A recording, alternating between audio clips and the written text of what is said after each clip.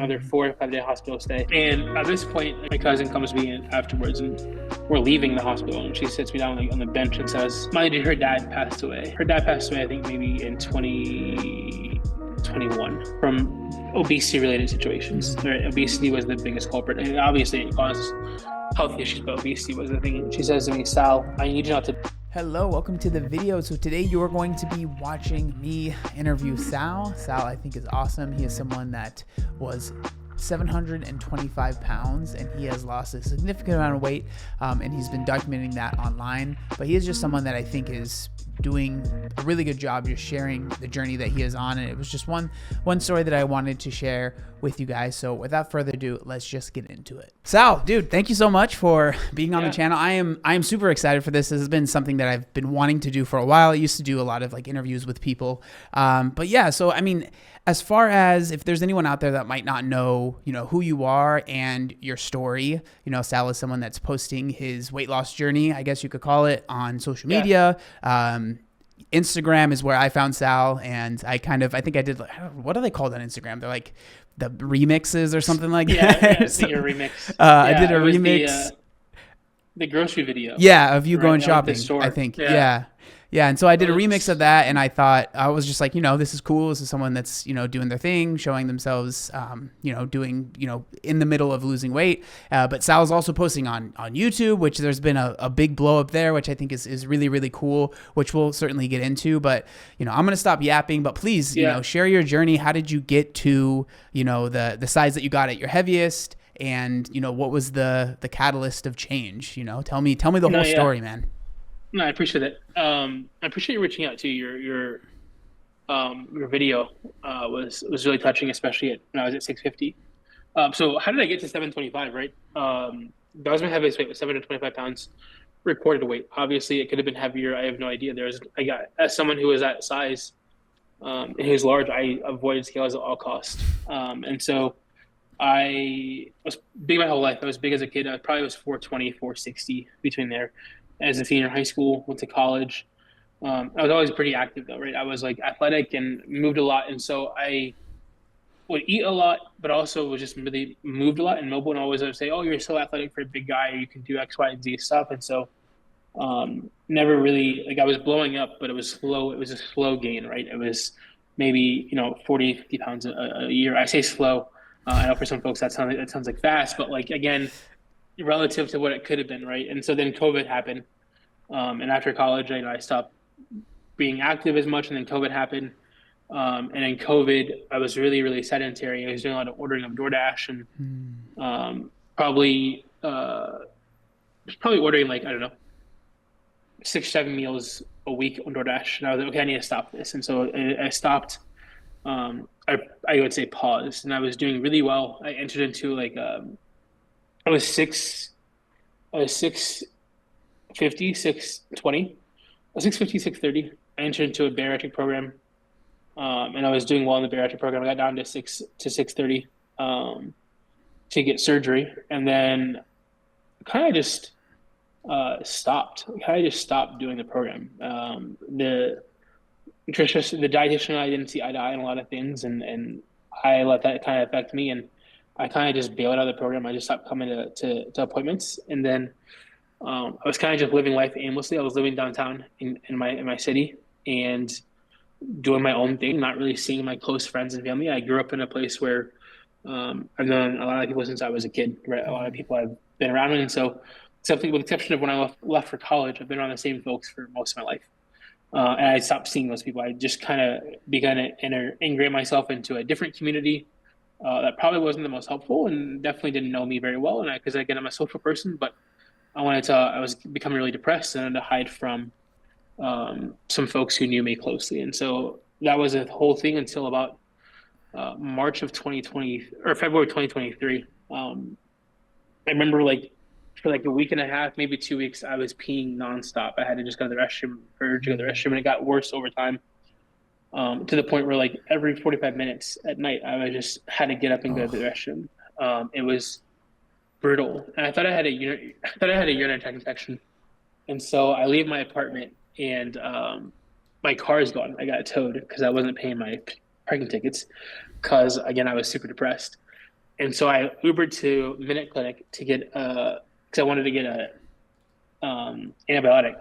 And so I Ubered to Minute Clinic, and just because the thing was like a like a urinary tract infection, and she was like, let me just check your blood sugar. I just want to check your blood sugar. And I was like, oh, my blood sugar is always fine. I don't have diabetes. Like, there's no way. And she pricks my finger, and it's 343. Oh my God. So to give you like an example, like a blood sugar of 343 is like really high, right? It goes from 60 to 100 is the normal range. Anything above, well, 100 to 150 for diabetic is like a positive range, and then anything above 150 is quite detrimental. And again, at 300 level is not good. And so like, you need to go to the hospital immediately. I didn't tell her that I didn't drive. So I said, okay, cool. I didn't think it was that big of a deal. So I thought maybe I just need some insulin. So I was like, this is so annoying. So I Uber from the CVS to the hospital. Mind you, I lived across the street from a hospital.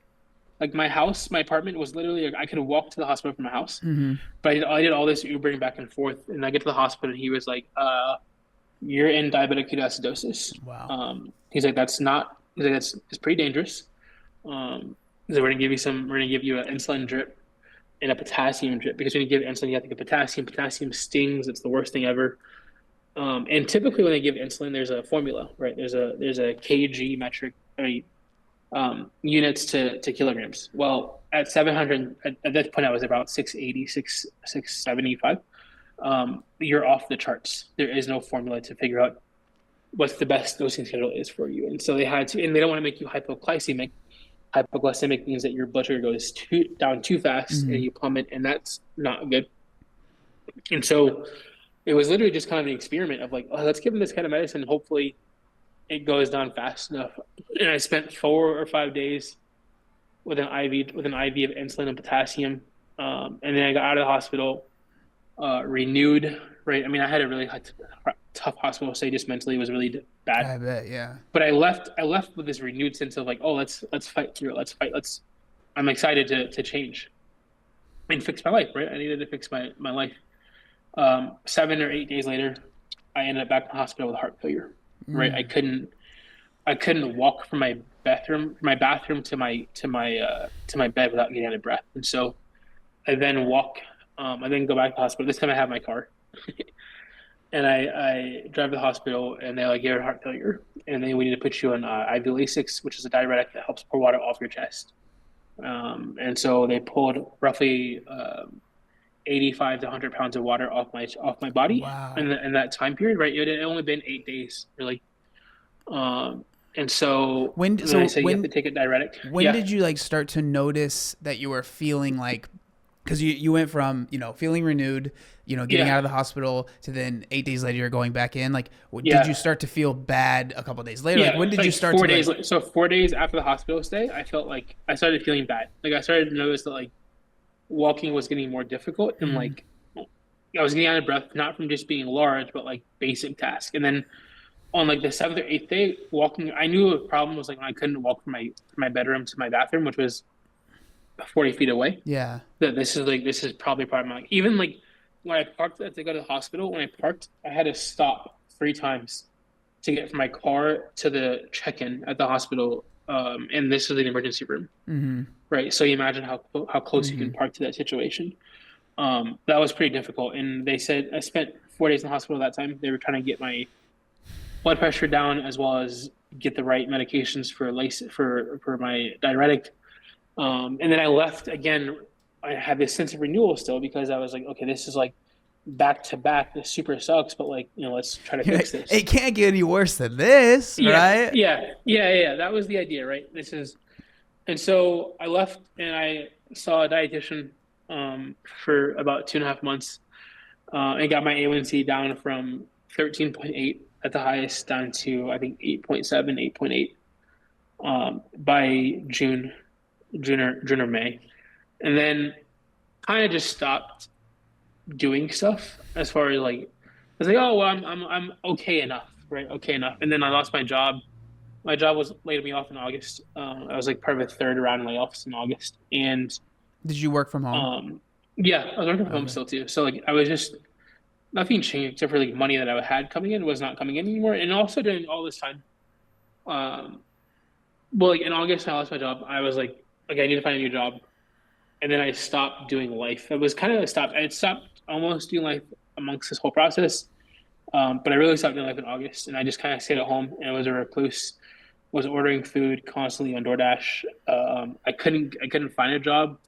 Um, and it was just it was like a bad cycle of like being told no repeatedly from the job market, as Yeah. well as then just being at home.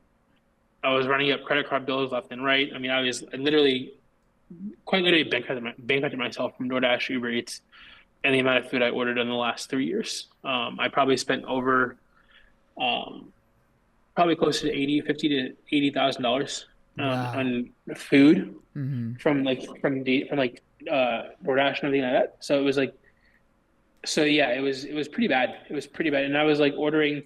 It wasn't I was ordering like a large meal every at once, but I was ordering like 4 times a day, Yeah. 3 times a day. It was not like let me just get one large meal. It was like three or four, you know, basically spending 110, $120 a day at DoorDash and Yeah. Uber Eats.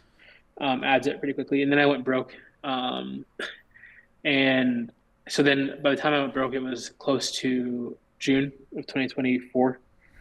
And my mom was like, "Okay, I need you to come home Yeah. first of all." She's like, I can't afford to pay your rent, but I also like, I need you to come home and I need you to reset your life because I Mm-hmm. feel like it's going in a bad direction."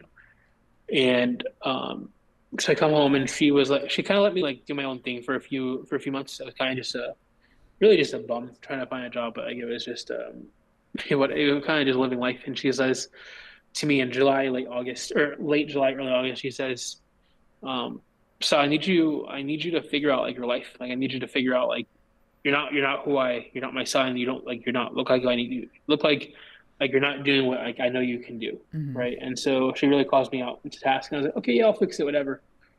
Um, and I kind of faked it for a few months. I just was Mm-hmm. like, I kind of acted a certain way in front of her and was pretty much faking it and up until late September, early October. I was playing a game of chess on my phone and my heart flutters. And I thought it was just like I needed my medication. So I thought I just needed to take my blood pressure medication.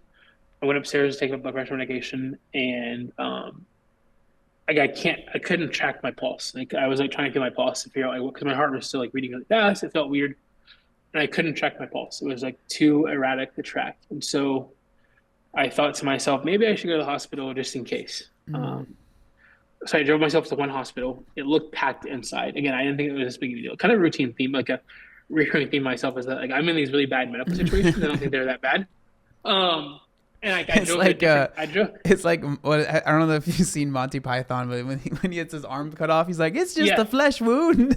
yeah. No, for real. It was like these are situations that you can call a squad in all three of them. But I just drive. I saw it. It looked kind of packed, and so I drove to a different location. Mm-hmm. Um, and they're like, "Oh, you're in AFib. Your heart rate is 160, 168. We have to admit you right away, Mm-hmm. and we have to transport you to the hospital that you just came from." I was like, "Sweet, sweet." And so You should I have did like, that. no, I'll just drive there. Don't worry about No, yeah, it. I would have. But they already had me in the IV by the time they Yeah. decided they were going to transport me. So I was like, "Sweet, this is what I want. Just what I want to hear, right? Another Mm-hmm. 4 or 5 day hospital stay." Um, And at this point, like my cousin, my cousin comes to me in afterwards, and we're leaving the hospital, and she sits me down on the bench and says, "Mind you, her dad passed away probably 2 years, three. No, her dad passed away, I think maybe in 2021 Mm-hmm. from obesity related situations. Mm-hmm. Right? Obesity was the biggest culprit, and obviously it causes health issues, but obesity was the thing. She says to me, "Sal, I need you not to die." And I was like, that's a, I was like, Yeah. Yeah. that's a fair statement Fair to make. enough. Fair enough. Um, and then she asked me, "Would you ever do one of those TLC shows?" And I said, I haven't really seen them, but they seem exploitative. You should watch one and let me know what you think. And so she watched one. I kind of looked up on the internet, like kind of on TikTok, what they were about. Mm-hmm. I didn't love the portrayal of what was going on in the show. And she called me to say, "I watched it." She's like, "I think it's okay, but like it's, it could be interesting." I said, "Well, I think it's exploitative and it doesn't seem like it would serve me well. I'd rather just do it. If I did that, I'd rather just do it myself. Like pick up Mm-hmm. my camera and like Yeah. my own phone, pick up my phone point and shoot and like tell my own story.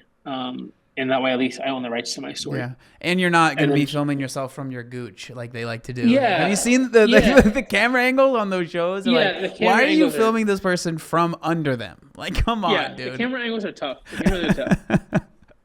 And then she calls me Tash. She's like, okay, well then do it. She's like, well then do it. And I was like, oh, okay, sure. And to kind of backtrack a little bit, when I got out of the hospital, I called my friends. So I called like true friends. Right? I called two of my true friends, and I said, hey, and I've known them for half my life, basically. Mm-hmm.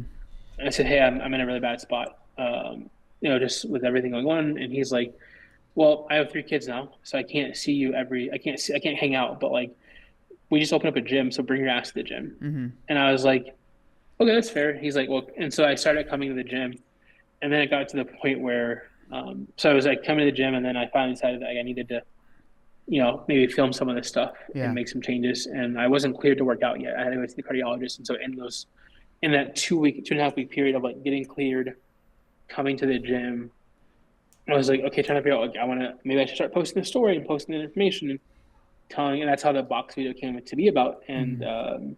I made the first post about like, hey, this is like, I'm Sal, and started talking about like the journey of like I was 725 pounds. That's why I weighed in with the cardiologist.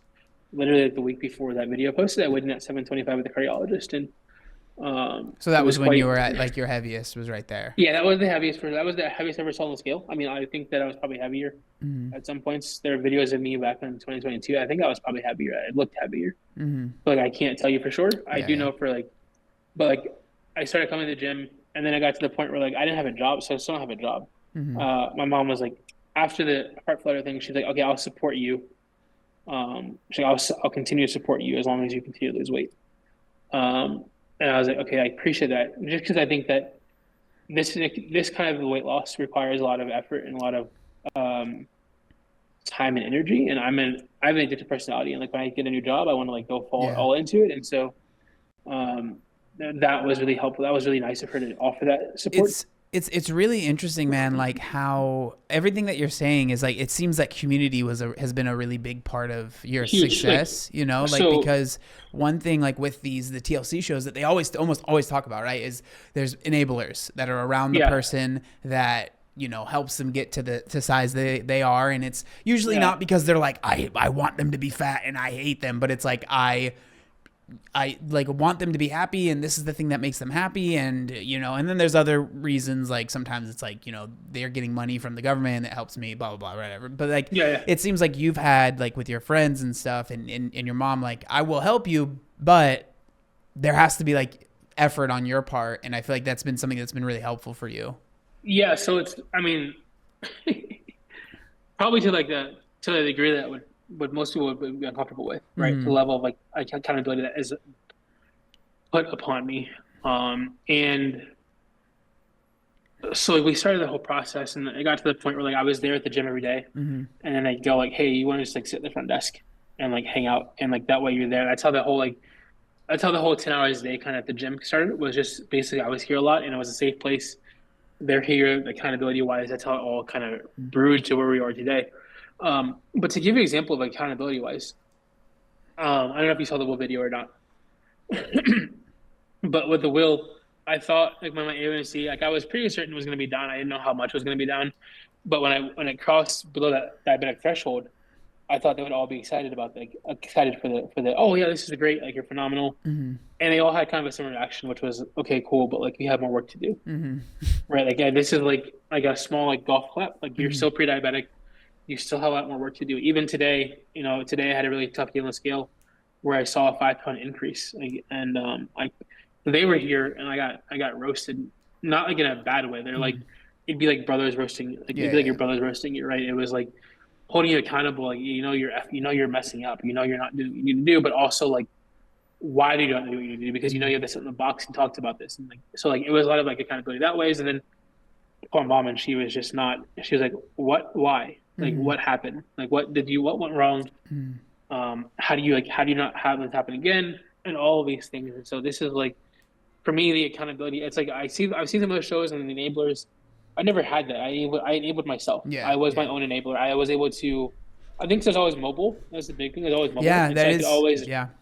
I could always get to a drive-through. I could always, and I always had money. Like I Mm, always had a couple dollars on me at all times, and so I could order Wendy's. Wendy's was my biggest vice. I could always order food myself, and I was my biggest. And then I'm really good at hiding. Like I'm really good at becoming a recluse, not seeing anybody, like just becoming like disappearing. mm-hmm. And those two things are what led to my enabling. It was myself enabling Yeah. me. It wasn't someone else like enabling me. And then if I ask for accountability help, it's always been there, but I have to ask for it, and then I Yeah. have to do it too. They don't want to waste their time. And I don't want to waste their time and their energy and the money. Yeah. Yeah, dude. Um, Like, it's just, it's so interesting, man. Like everyone's story of how they get to their heaviest is it's a little bit different, right? And it yeah, seems like I don't know. It's just it's really cool hearing your story and like the you saying yourself like you were basically intentionally kind of shutting yourself off from the people that you yeah, knew would call you out or just be like, hey, this isn't a thing that's okay. And I think a lot of people can relate to that. They might not be shutting themselves out as far as like, they're living alone, but I think a lot of people know what it's like when you live with your family and it's late at night and you go into yeah. the cabinets, you grab a bunch of food, you bring it in your room, you don't want anyone to see you eating it, like I think that's like a almost universal kind of feeling, and then it's like, I'm not saying you did this, but I remember I'd be like, I don't get why I'm gaining weight. It's so weird. You Yeah, guys no, see yeah. what I eat. And it's like, but they don't So see what like, I'm eating in my room when they're sleeping. no, so like I've been big my whole life, right? And I've been, and my mom has always tried to. My dad died when I was 14, and so my mom has been the biggest driver a lot of the weight loss stuff because it happened as a teen. They're trying to lose weight. Oh, you probably should try to fix your. It's easier to do it when you're young was always the thing. And I remember she would always support whatever diet I wanted to try. Right? Oh, I'm supporting you. And I remember, My whether it was mom too. Atkins, Yeah. Atkins or keto, like, oh, I support you Dude, 100%. Whatever you need.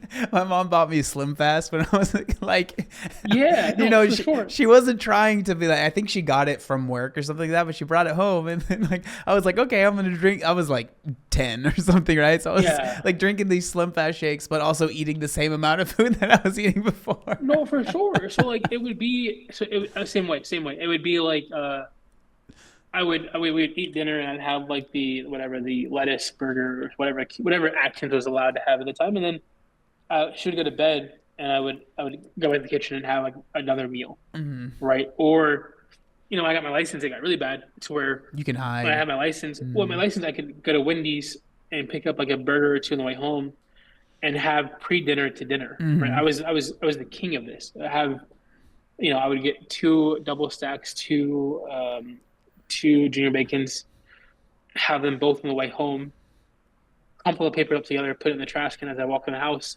Oh, it's time for dinner, and now we're having a full dinner as well. Mm-hmm. Like routine. That was probably an everyday occurrence by the time I was 17, 18.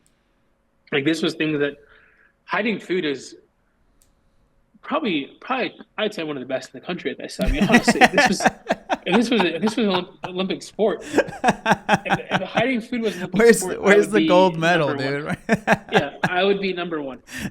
I would challenge anyone to hiding food and like hiding.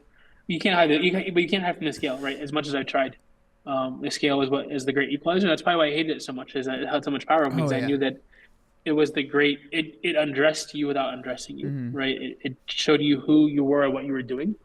Um, and that's probably the part that's the most difficult to understand. And I know that we shouldn't give the scale so much weight, but at the end of the day, it's a great tool to measure our weeks for Mm-hmm. me to measure my week and how I'm doing. Yeah. Yeah. And so, okay. So what was like, we've kind of heard everything up to the Yeah, point of being like time to lock in. I don't even know if that was like a thing that happened, but what was like, do you have something that you call your click moment? Cause I've explained like my moment when I decided yeah. to lose weight as like my click moment. Did you have something like that or was it It's more the gradual? conversation. It's the conversation on the at the bench for sure. Like my cousin was like, "I need you not to die." That's probably the clickiest Mm-hmm. of the moments. Like, "Hey, I need you like to like not die," and Mm-hmm. that was pretty profound statement. Mm-hmm. And then from there, we're just kind of doing everything consistently, and then So when like you it say, hasn't been. when you say everything, right? So what were the first steps that you took at that moment? Yeah, so I got a phone call to Avery. So the guys I work out with, so my circle of folks who like in this accountability circle, Avery and Trey, they're the ones that own the gym, Mm-hmm. right? My mother and my cousin. So those are the four folks who kind of Okay. hold me the most accountable and Mm-hmm. keep me sane. I called Avery and I said, hey, I need to like I'm in a bad way, and he's like, get your ass to the gym, right? And then so I come to the gym. I get cleared by the cardiologist 2.5 weeks. 2.5 weeks later, to do activity, and we start doing some basic stuff. And then I sit in the box and say, "Hi, I'm Sal" for the first video. Mm-hmm. And then Trey says to me one day, Trey's really awkward. He says, "Do you want to sit? Do you want to?" He's like, "Do you want to sit at the front desk?"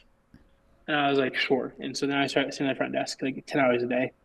I come at noon. I work out. Sometimes I work out at noon. Sometimes I get lazy and I wait too long. Mm-hmm. But I work out and then I just sit and then I hang out at the front desk and like run the front desk of the gym. But it's just a place where I can kind of come and be safe and Yeah. bring my food with me and everything like that. So those are the steps. And so from there we started working out.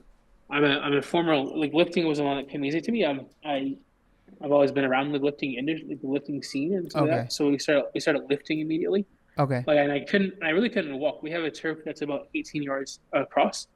I guess the first thing I did when I came to the gym, the first day ever, I came back to the gym. I said hey to the guys.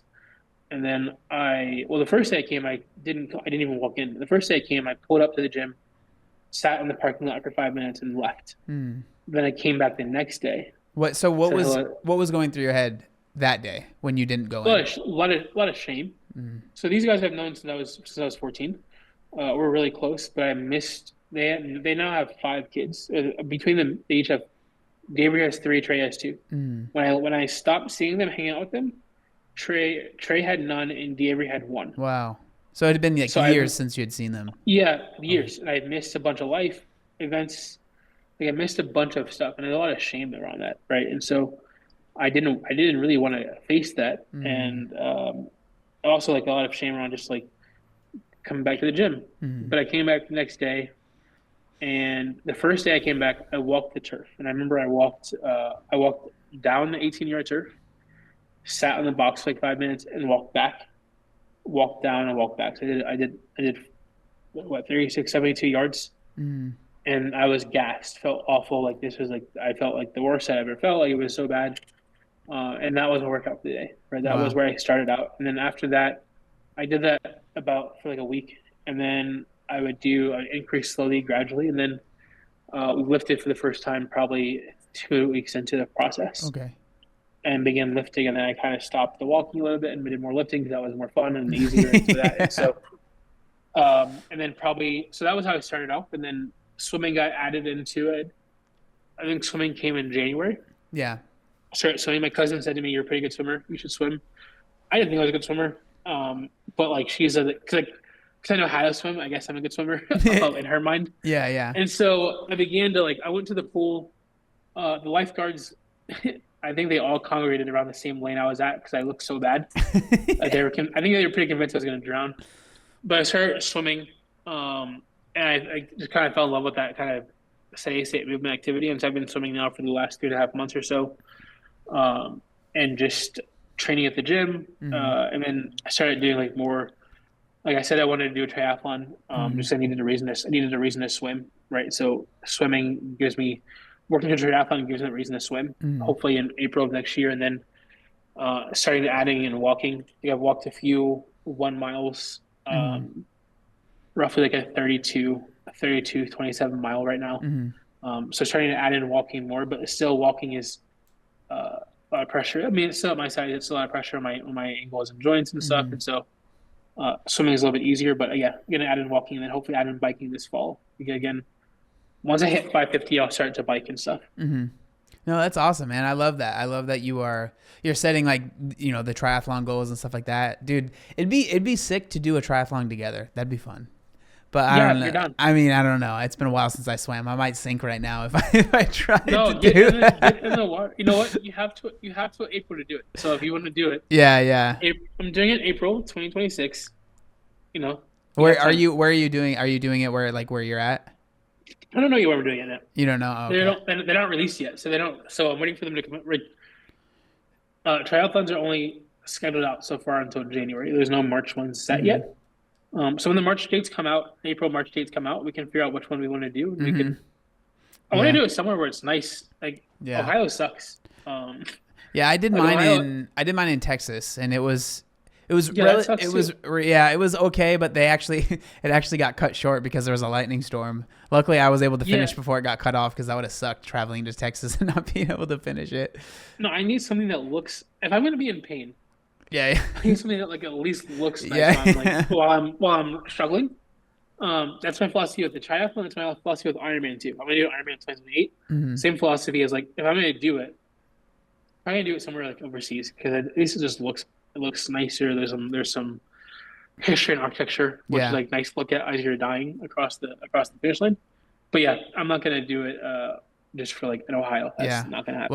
We'll have to reach out to Ironman and be like, yo, we need a sponsor because that stuff's expensive, man. Whew, Ironman's no joke, Yeah, man. so all this came about. You know what? I'll tell you how this all came about. I swam for the first time, and I swam, and I was like, "This is fun. This is interesting. I liked it."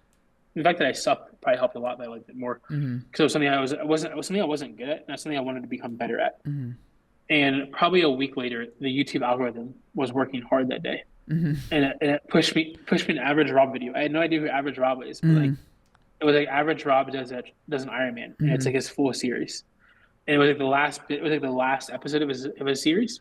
And then I went back and watched the entire series. Like, oh my god, this sounds so much fun. hmm And it looks really difficult, but it also looks like really rewarding. hmm And so it was his video that was kind of the culprit of let's try an Ironman. Let's just Yeah. try to do this. But I was like, okay, well, Ironman sounds like a lot. So like, let's be more realistic. And hmm so then I said to myself, okay, well, let's do triathlon first. hmm And I was like, what's the realistic time frame? And if I continue to lose about 4.5 pounds a week, like I'm averaging right now, I'll be close to 380 by the hmm time April comes around. And so I think at that point, like, would it be like fun to do a triathlon at that weight? No, but like, could I do it? Yes. hmm Yeah. And so that's all I was talking about was like literally YouTube algorithm was working hard, and I needed a reason to swim. Yeah.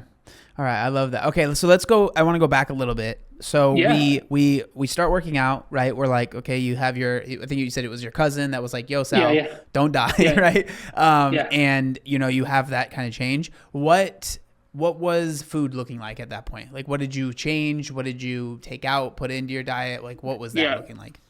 So I dropped to 1,800 calories immediately. Mm-hmm. That was a mistake. That was probably my biggest mistake so far. Mm-hmm. That was just too little calories. I was trying to eat, egg whites, chicken breast, kind of like an old school bodybuilder diet. Yeah. And that probably wasn't the best. I just wasn't having enough. I almost was like, there wasn't even a lot of carbs involved. There's Yeah. probably 180 grams of protein. I would say probably 110 grams of carbs and maybe 70 grams of fat. Those are bad. Like those are rough estimates. But it Yeah. was like 100, 800 calories was the goal. Mm-hmm. Well, that led to me binging a lot. That led to a lot of like binges and like I would buy just bare chicken nuggets. That's like the biggest thing. I would love just bare chicken nuggets. And I would eat the whole bag because I just wasn't eating enough. Yeah. Wasn't eating enough food for my size. And so a lot of this has been trial and error. Like we've had a lot of weeks where like there is no. So 1,800 calories. Then I got bumped up to like 2,400 calories. Mm-hmm. And I settled around 20. I settled between 2,000 and 2,400 depending on the day Mm-hmm. and the situation.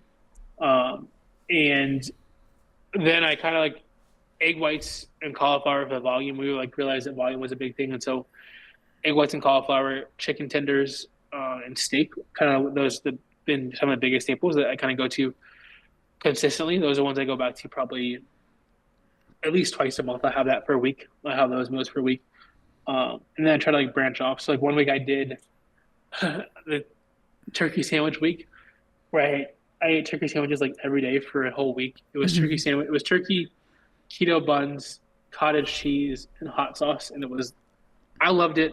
It looked disgusting. I'd add avocado sometimes to it, but like it was a good experiment and it was cool, whatever. But like it was just one of those things, right? We've had weeks where um, I tried a bunch of stuff. I've just been trial and error, right? Mm-hmm. Understanding macro and micronutrients is really important. So Yep. as long as I'm hitting my protein goals, my protein, my calorie goals, that's been the biggest thing. Obviously, I go back to things that I know. So like this week, I had a really bad week, so I'll go back to like the basics. Yeah. I'll go back to egg whites and cauliflower, spinach, chicken tenders and potatoes, steak and potatoes, cucumbers. I'll go back to my staples. And Mm-hmm. then when I have good weeks, because I have to still be able to live life. That's the biggest Yeah. thing. It's like I'm not trying to have a diet. I'm trying to live Mm-hmm. life. And so when I'm having a good week or I'm having a week where like I feel like I've been consistent, I have some control, I can branch off to maybe try to make like dinner one night that's not steak and potatoes, maybe like for example, like a burger, right? Mm-hmm. Or make a chicken salad. Like I had this week, I had chicken salad. I thought it was going well. Obviously, the scale said otherwise. So like, I try and do things where like, one, I'm not getting bored because I like different things, but also knowing that like if I need to go back to the basics, I have a really solid routine that works really well as far Mm-hmm. as food goes. But I can always go back to. It's just that I don't want to do that every single week. It would just be too monotonous. Yeah. But like it's always there, and I can always like it's my go-to. It's egg whites, yogurt in the morning, egg whites, uh, and then more egg whites, and then chicken tenders and potatoes, steak potatoes, yasso bars, cucumbers. Like it's a Yeah. basic, Yeah. very basic diet. Like a 200, it's like 292 grams of protein Mm-hmm. and like 2,200 calories, I think. Mm-hmm. Yeah, no, I think like the way that you're eating and what you're explaining, right, which is learning about calories and macros is like in my opinion one of the most important tools for anyone, right, that's trying to Yeah, lose weight, especially like to lose weight and keep it off. Because like something I talk about a lot is like the diet that I do, right, is I don't call it intuitive eating because that has a whole thing now. It's a yeah, whole yeah, thing, but like I call it mindful eating, right? Because I did track for a few years, right? And all of the information I learned tracking, I can't just forget it, right? And so it's like yeah, I look at certain foods and I'm like, oh, that's going to be a lot of fat and or whatever.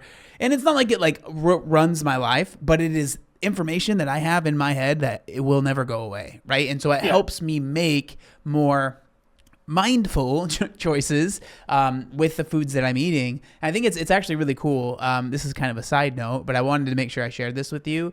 I'm sure you get a lot of people that say, like, "Oh, you've helped me. You know, you're inspiring me and stuff like that." But yeah, I wanted to tell you a story. So I do nutrition coaching, and one of yeah, my clients was like, "Yeah, I watched a video." From this guy, his name's Sal, and I was like, "Oh," I was like, "I know Sal," and they were like, "Yeah, I think like." They were like, because this is a person that's, you know, they don't have hundreds of pounds to lose, right? They're just trying to yeah, lose a little bit of weight. And they said like just the fact of like him, which I think we'll get into this whole thing too, of him walking through the grocery store and filming himself, and like they were saying that it was really helpful for them to see you go up to something, read the back of the nutrition, be like, nah, I'm gonna put that back. That's not gonna be yeah, for me, right? It was a thing that helped it click for them to be like, that's yeah. something that I can do as well. Like I can go through the grocery store and just look, and if I decide that I don't want something, I can put it back, right? And so like you really inspired one of my clients No, I through your appreciate that. videos. So I wanted to make sure that I told you that story. But so speaking about that, right? So what Yeah. was So the thing that led you, because that was how I found you, right? It was an yeah, Instagram version of this video, but like what led yeah, you to filming yourself at the grocery store? And also, were you nervous? Because brother, I have been doing this. Okay, I've been doing this for 12 plus years, and I wouldn't be able to do it. Like I can't film in public. I can't do it. yeah, I think part of it is like influencer culture has gotten to where I'm like, I don't want to be associated at all. Yeah, yeah, at this point. But I do think that I think we all see it as like, oh, it's all this negative. But I think like with you and like I mean this, like you are a clear example of like the positives of filming yourself and doing that, right?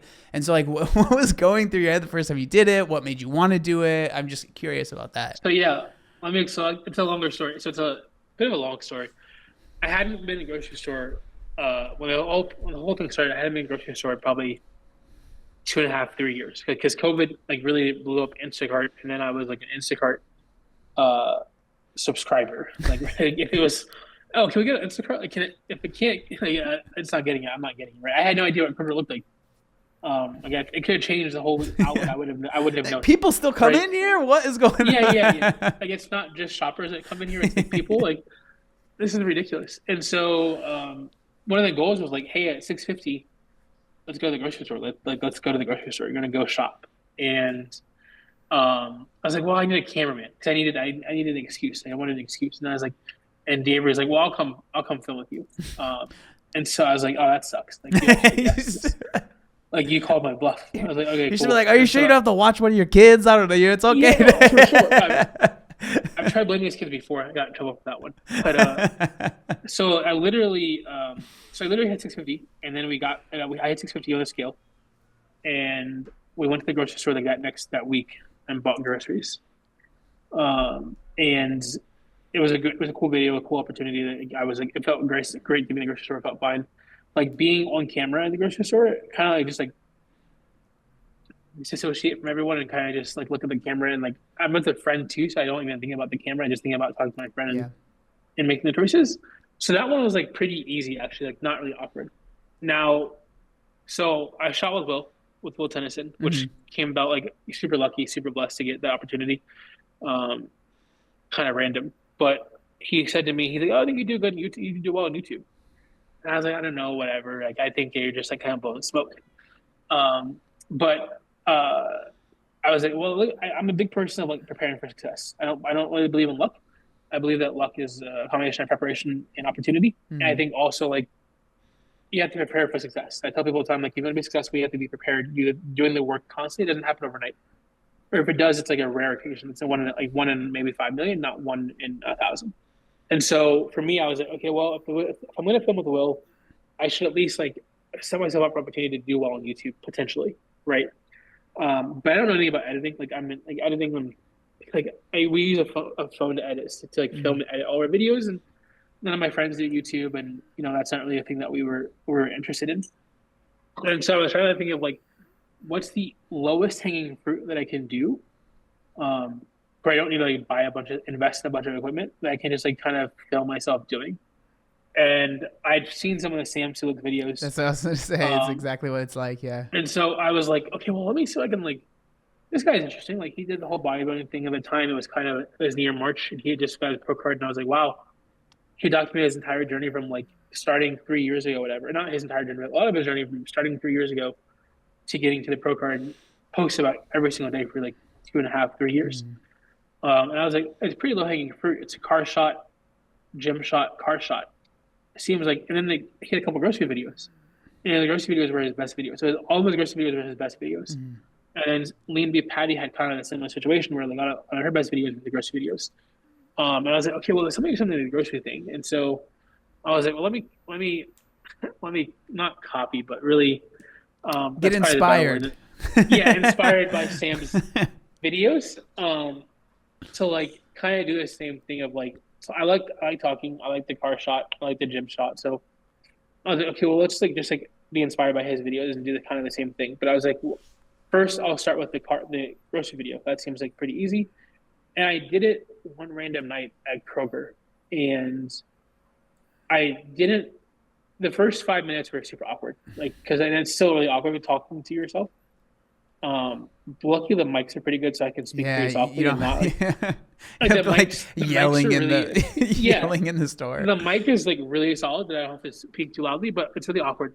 But what I didn't expect to come from the shopping videos, that has been a welcome surprise, is the accountability that comes from filming myself in the store.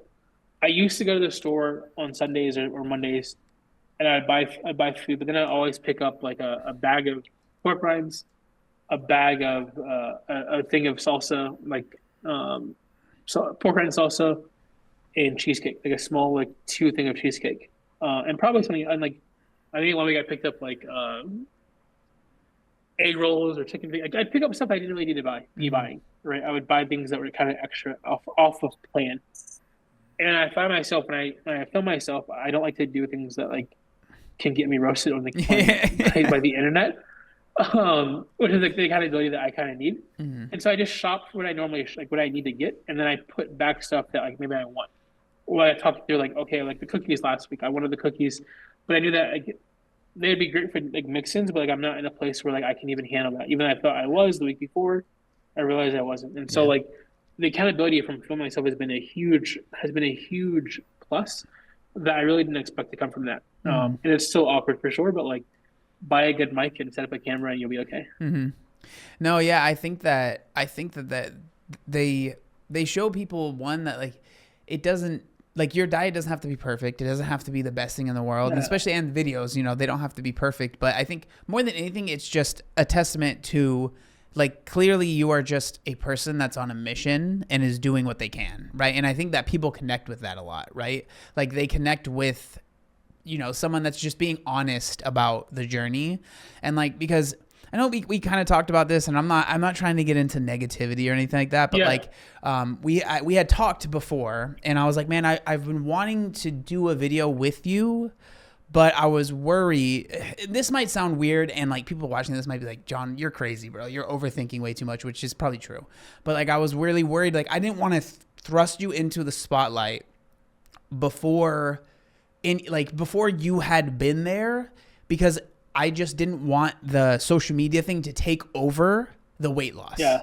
Does that make Yeah. sense? Like I feel like a lot of So let times me like I've seen people where in my opinion, okay, I'm not saying that you feel this way at all, okay, Yeah, but I'm yeah. just saying in my opinion, it's like it feels like they are losing weight because they want to get a following on social media. And when I see that, it just makes me feel like, okay, I don't want, like, this is not someone that I would want to promote, because I feel like things can get kind of weird. Again, I don't know if that makes any sense, but like with you, I obviously, I talked about you on Instagram and stuff like that, right? This was probably like 6 months ago or something like that. I don't know how long ago it was, right? But then like seeing, the Will video, and then just the thing that's really cool is your channel is just doing well by itself, right? Yeah. Away from all of that stuff. And like, so like you are, the way that we kind of explained it and like you seem to understand is like, you're already there now. You're in the spotlight. Your videos are getting views. It is what it is. And so now I feel less like I'm the person that put Sal on this pedestal and now he's getting all this attention that sometimes can be overwhelming, right? And it can be like, Yeah. it can almost make you be like, I just don't, I don't know. I don't know if that makes any sense. No, so but. let me explain. That's a very fair and I think a very real analysis, like what can happen. For me in particular, um, if I didn't have my community, that would happen. You think Like so? easily, 100%. Just because like I like attention and like I like I just know myself, right? I just know myself, and I like performing. Like, I really like performing. The problem, not the problem, but the good thing about the situation I'm in right now is that my community is so strong and so accountable. Where like I've had 3 weeks ago, 4 weeks ago, we had a big fight, and me and Trey and D'Ariel had a big fight, and mainly because that was me feeling a lot of shame. And he says to me, it feels like sometimes that the content is more important than the weight loss. And he was like, "Do you realize that you could die?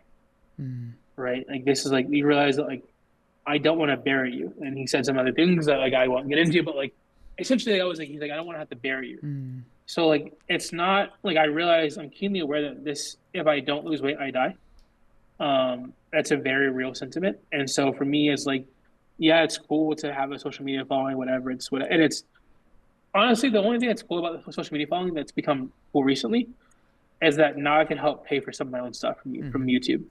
That's the stuff that I care. Like that's the stuff that probably means more than me than anything else right now. Is that like I'm taking some pressure off my mom by being able to support my own stuff from like the YouTube success that has come in the last month or so.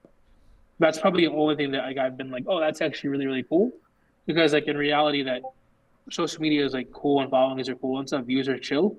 But if I don't lose weight, then I'm not going to be here, and I can't enjoy like the stuff that comes from that.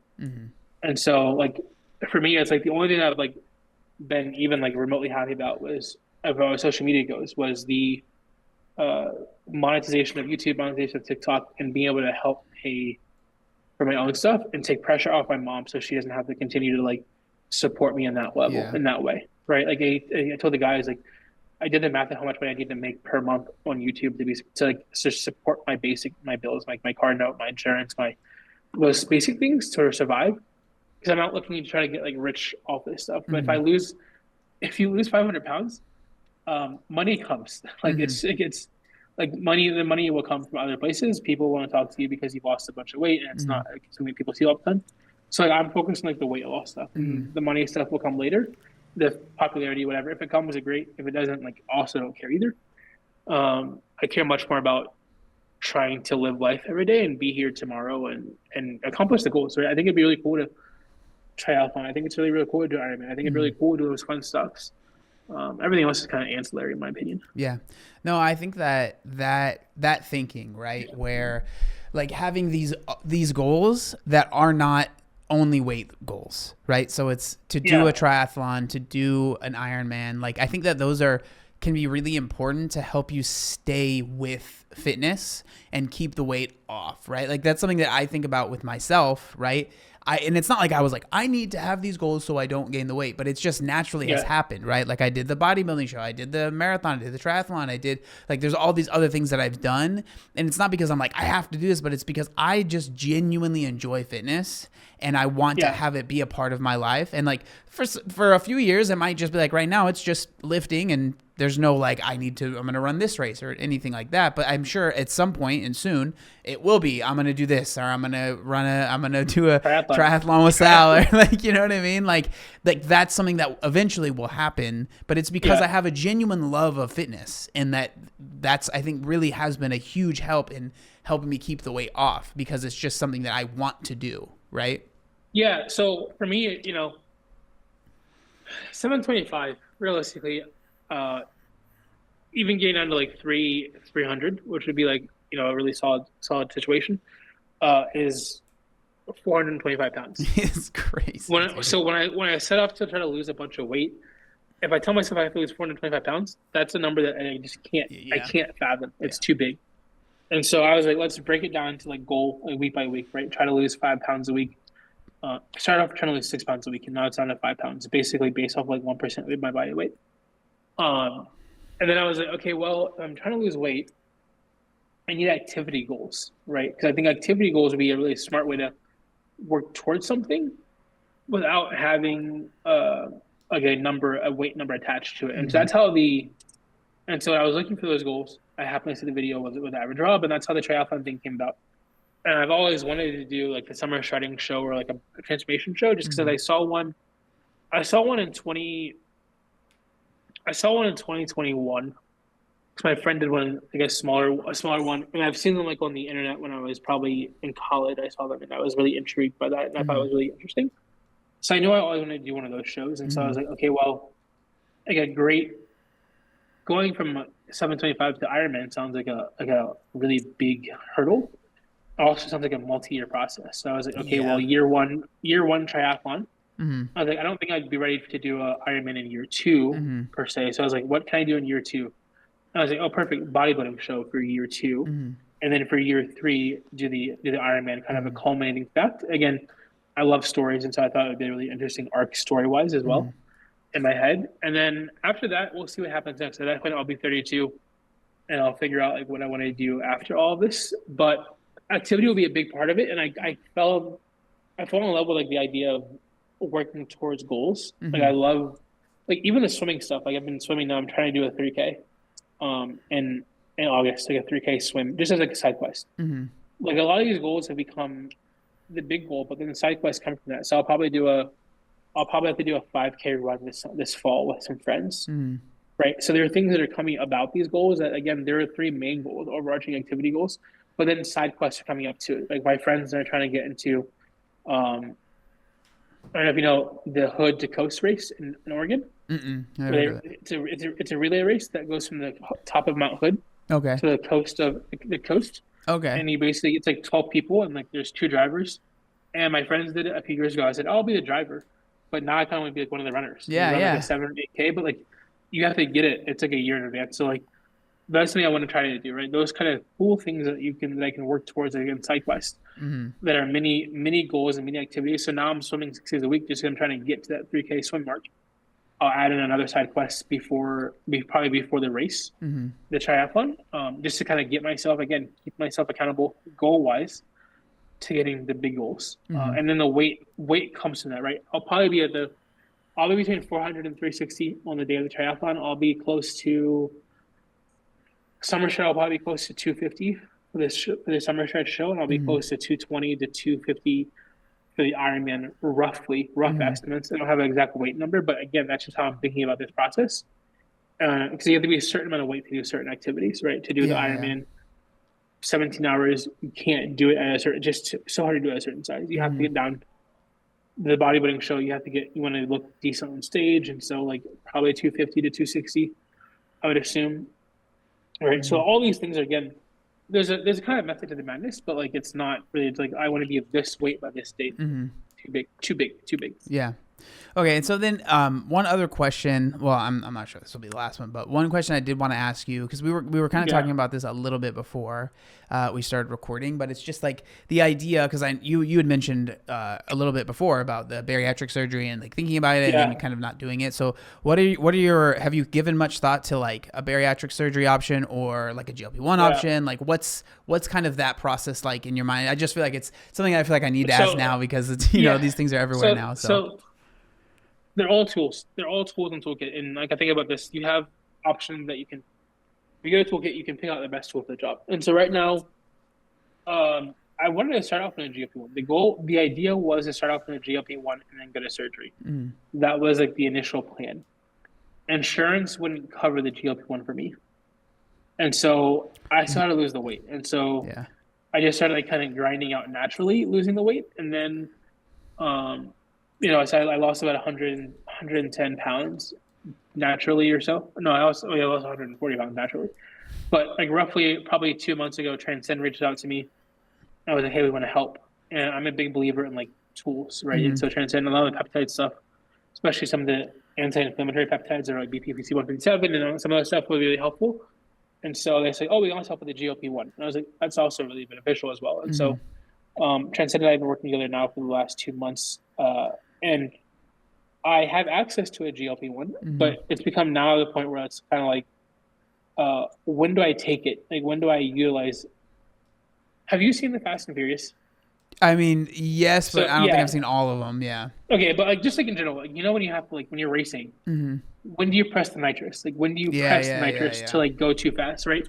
And so that's kind of how I think about the GLP-1 is like, for now I'm still good. I'm still okay. Even funny, today I was like panicking because I gained some weight, and I was like, I need to take the GLP. I need to start now. And it's like, wait a minute.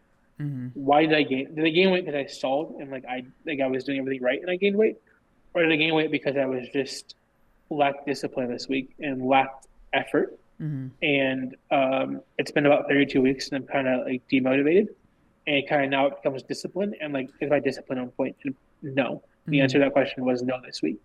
And so for me, it's kind of like, when do I engage in that tool set of the GLP-1? And then so for me, the goal will be to, not the goal, the idea is to incorporate a GLP-1 at some point. I'm not sure exactly when that looks like.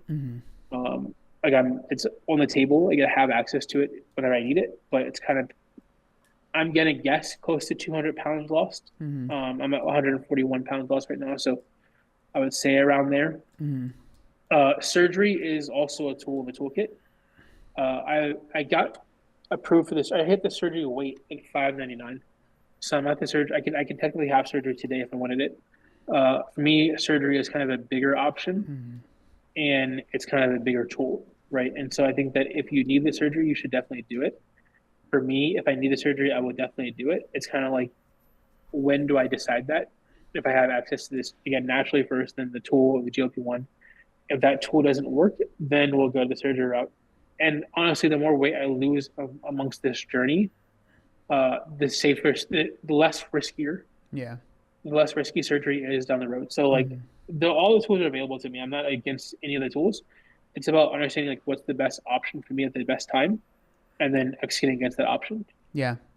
No, it's really interesting to hear you kind of explain it that way, because that's something that I've always said. You know, obviously people can do whatever they want at the end of the day. Like if someone wants to lose weight a certain way, whatever. But like I've always said, like if someone were to ask me my advice, right? I've always said that same thing, right? They're tools. And I think that with anything, like you should do what you can that's the least amount of invasive before you take the next step, right? And so like, you know, if you want to call it natural weight loss, some people don't that term.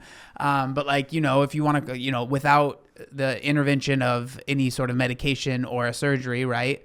That's going to have the least amount of side effects or downsides, right? But then you look at a GLP-1 and that's going to have obviously a ton of benefits, but there also are the negatives and the downsides. And the same thing with the bariatric surgery, which is probably the most extreme. But again, there's a certain person that I think a bariatric surgery makes sense for, right? Like if I look at like, the 1,000-pound sisters, right? Like, they I think they both had bariatric surgery, and you look at them now, and it literally saved their life, right? So I'm not someone that's like, if you get the surgery, you're a cheater, or if you use the GLP-1, you're a cheater, right? But I think it's like we should, like anybody should really consider what those are and what the side effects can be, and what the side effects of their current situation, which maybe they're 200 pounds overweight, and maybe it's just makes sense to get the GLP-1 and just do that, right? But it's really interesting that you are like, basically it sounds like you're like, I'm going to do what I can right now, and then if I get to a point where, like you said, right, I'm doing everything that I can, and now it's still not working, then I might pull the trigger, right? I might be like, okay, now I'm going to start taking that. Yeah, so it's like discernment is a really big skill set to have, right? For me in this process is that I understand like when. Like today's, again, my doctor back tell him I'm good, like on the GLP-1, but like the idea of is like, when do I actually need the help? Because again, they're tools, and I believe in the tools, but I also don't want to use them too early because I want to build up good habits. And so I'm still learning to like build up. When I'm good, I'm really good and I'm great, right? But when I'm bad, my bad is still like detrimental and pretty problematic. And so I'm still trying to make my baseline not so bad, right? And I'm still building up that positive habit. And I want to have those strong habits. So when I take the medications, they help drive the success home even further. They're not. I think that everyone should use the best tool available to you that you think is going to be the best for you, right? And I think that you have to believe in that tool. You have to believe in what you're doing, what you're trying to accomplish. For me, I still believe in myself in my current state, and that I can still do the proper work and do what I need to do to see success. If I stop believing in that, if I feel like there's a change, or I need to make a change, I will do that. Like one of my biggest inspirations is a guy named Zach. I don't know if you follow Zach or not, but Zach lost. He was 700 pounds, and is now 300 pounds, and just finished up his last skin surgery. And Zach did it during COVID. He's from Columbus as well. He did it during COVID and just did it by walking in the park every single day, and posted on TikTok, and some on Instagram. But like he started walking from his living room to his kitchen table. That was like his first video was walking, and then he just kind of and we were talking back and forth, and I asked him, I was like, why didn't you get the surgery? He said, I was in the program and I lost 100 pounds. I just kept on going. Like mind blowing. Like you're just like, that's crazy.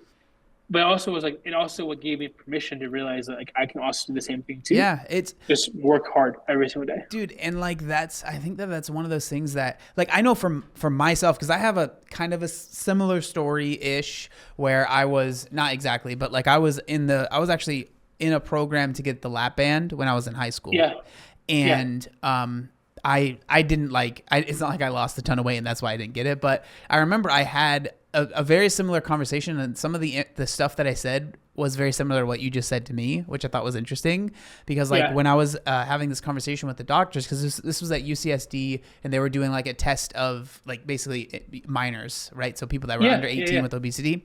And so I was there. They had this huge meeting in one of the UCSD halls or whatever, and there was like hundreds of people there. And, parents with their kids, and, they were sharing what this lap band was going to do and how it could help you, blah, blah, blah. Right. And then the positives as well as the negatives, what could happen. Right. And I remember I was like, I wanted it, but I also was like, man, I'm also like scared, and I also am like, I want to maybe try to do it without, getting this. And I remember a few weeks went by, and then we went and we had our one-on-one meetings with the doctors. And I remember I was kind of sharing that stuff, and they were like, I think the fact that you shared that with us is a proof that you are, ready. Like you're the person that we would want. right? Because they were like, everyone else was very like, yes, whatever you need me to do, I want it. I want to do it. I need this, right? And I was very Yeah. like, I don't know. I'm like 80%, right? And so it was very interesting, hearing you say that. And it's so, with that guy, Zach, I think that that's something that's really common, is because for me, I used to joke around that my metabolism is broken and I don't have a metabolism and it's impossible for me to lose weight. I've tried everything, right? And like, that's not me being like lying. I truly believed that I had tried everything to lose weight.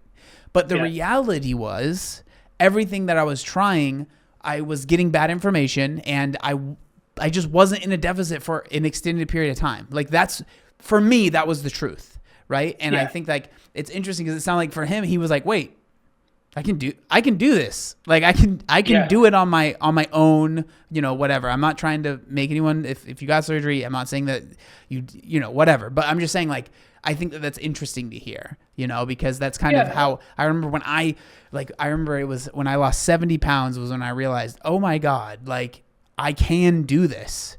Like I can do it. And then that from there on, it was like, all right, I'm doing it, Yeah, I think, for me, it's all about like, there are some of the pieces of it. The reason I kind of like the GLP-1 the most now more than anything else, and I think for the weight loss aspect of it, it's the addiction part of it that is like really interesting to me, and the food noise and like the dopamine control. Mm-hmm.